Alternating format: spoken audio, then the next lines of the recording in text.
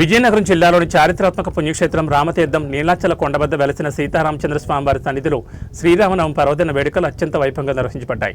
ఉత్తర అయోధ్యగా పేరుగాంచిన ఈ క్షేత్రంలో స్వామివారి కళ్యాణోత్సవాన్ని వీక్షించేందుకు భక్తులు భారీ సంఖ్యలో తరలివచ్చారు.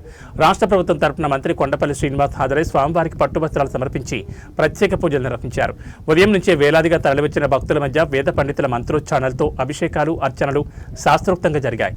అనంతరం నిర్వహించిన సీతారాముల కళ్యాణ మహోత్సవం భక్తులకు కన్నుల పండుగ నిలిచింది.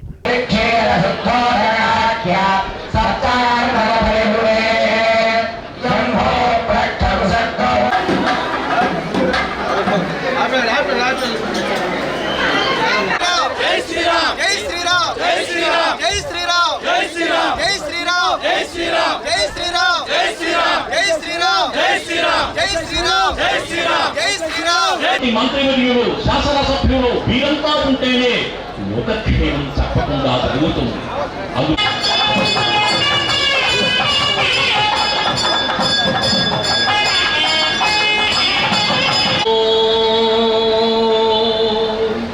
పూర్వకాలంలో ఒక పెళ్లి కార్డు పైన శ్రీరామ రాస్తే శ్రీరామ అని రాసేవాడు. మన ఇంట్లో హైందవ ధర్మశాస్త్ర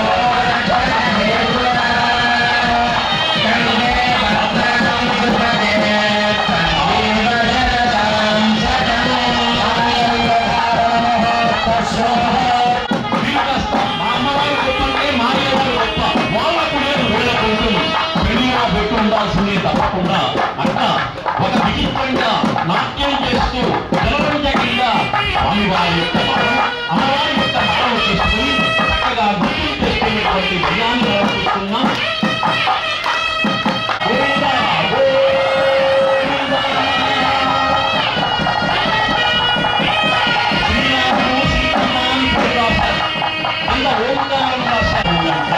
అటువంటి మాలకు అమ్మవారిని అయ్యవారిని అలంకరిస్తున్నటువంటి దివ్య బంధాన్ని మనమంతా కూడా చూస్తున్నాం.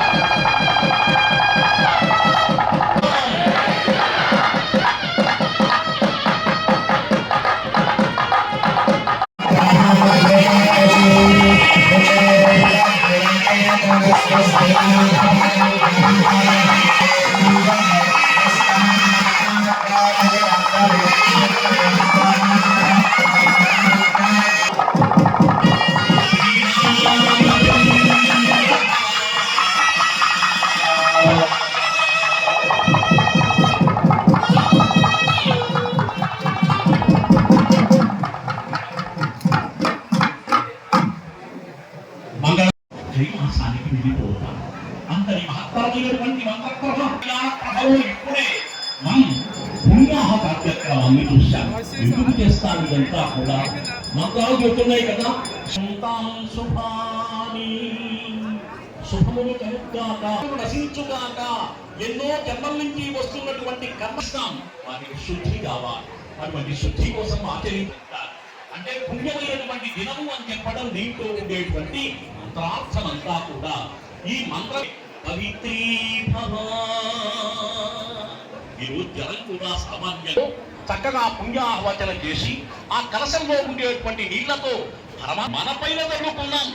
7 జన్మల కర్మములన్నీ కూడా పూర్చడం కోసం ఈ కార్యక్రమాన్ని చేస్తారు. ఆ కార్యక్రమం పూర్తయింది ఇప్పుడే. దీన్నే పుణ్యాహవచన అనుగ్రహాన్ని పొందుదాం.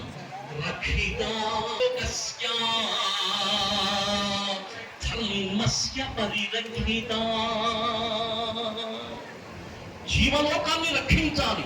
ఇదేమీ లేదు.